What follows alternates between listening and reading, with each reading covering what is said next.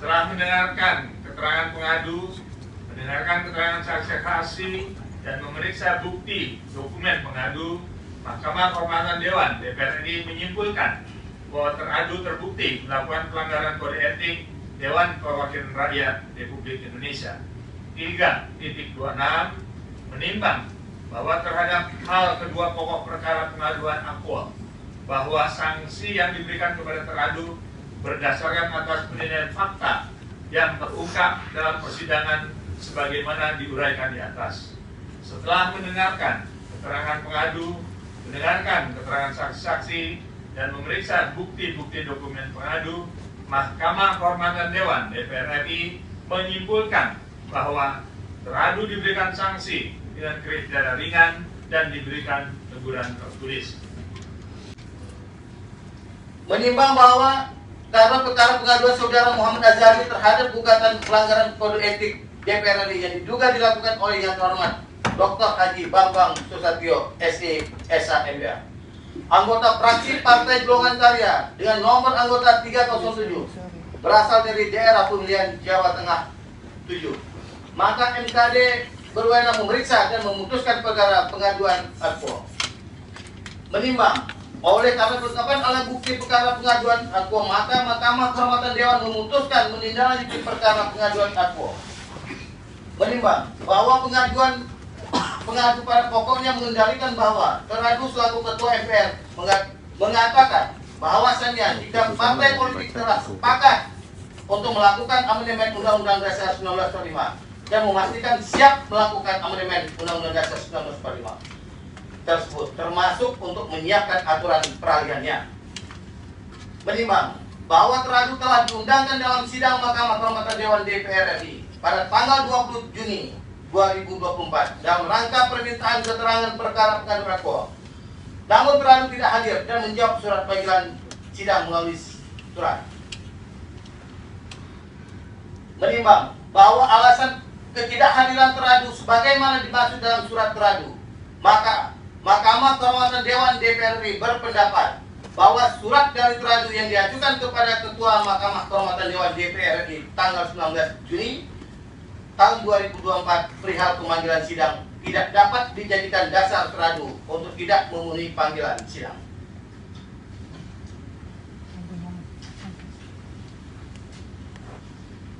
Mahkamah Kehormatan Dewan DPR RI karena alasan teradu tidak hadir bukan merupakan tugas negara, menimbang bahwa sikap atau tanggapan saudara teradu yang menyampaikan dalam surat teradu kepada Mahkamah Kehormatan Dewan DPR RI bahwa aduan yang disampaikan kepada MKD DPR RI tersebut tidak tepat. Bahkan patut diduga pelapor telah menyebarkan berita bohong yang selain bertentangan dengan undang-undang tentang informasi dan transaksi elektronik.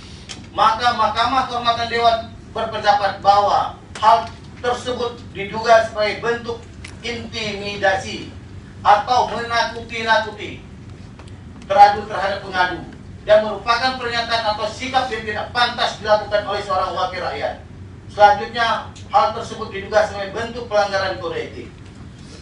Menimbang bahwa teradu sebagai anggota DPR sekaligus Ketua MPR RI telah berpotensi membuat kegaduhan suasana politik dengan membuat pernyataan di media massa yang seolah-olah pernyataan tersebut merupakan pernyataan institusi lembaga MPR RI. Menimbang bahwa perbuatan teradu telah mengakibatkan kesimpang siuran informasi di masyarakat terkait rencana amandemen Undang-Undang Dasar Negara Republik Indonesia 1945 yang disampaikan teradu. Karena apa yang disampaikan Pak Anjar Puskara dan Pak Ahmad Basara. Menimbang bahwa dalam rapat gabungan MPR RI tanggal 30 Mei 2024, sikap fraksi Partai Gerindra ada setuju keempat substansi yang sedang dibahas untuk selanjutnya dipelajari oleh fraksi agar didiskusikan lagi pada rapat gabungan selanjutnya. Adapun keempat substansi tersebut yaitu A. Draft PPHN. Pokok-pokok haluan negara.